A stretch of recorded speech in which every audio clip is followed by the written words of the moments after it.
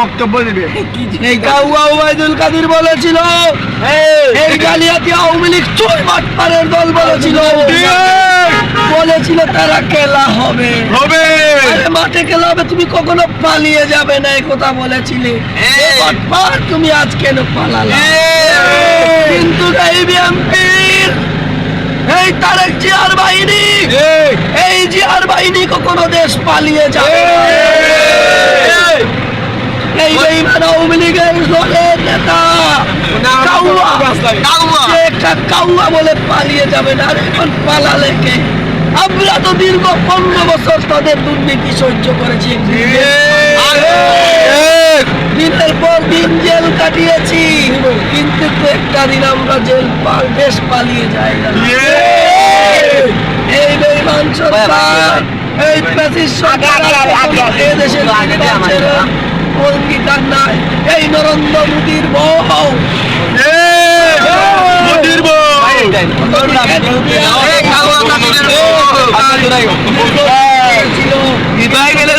বলছে আমি তোমাকে তালাক দিলাম, তুমি পালিয়ে যাও।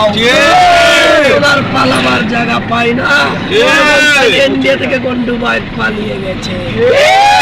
কিন্তু তারেক জিয়ার রক্তের বাহিনী এক মুহূর্তে থাকতে এদেশ তারেক জিয়ার পালাবে না, জিয়ার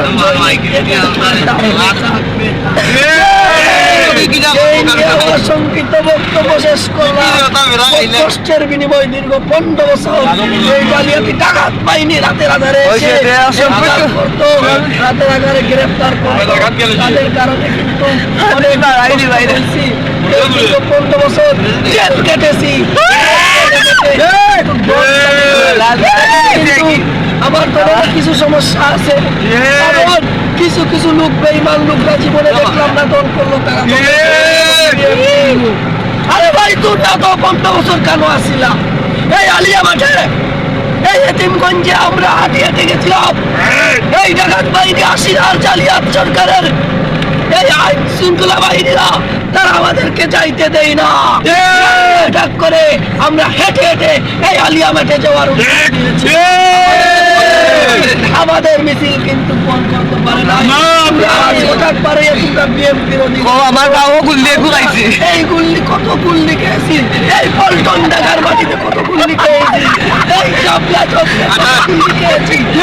তোর বিনিময় এই বিএনপি কিন্তু জানি নাই সব টাকা পয়সা খোয়া আর জেল কাটতে কাটতে জীবন শেষ।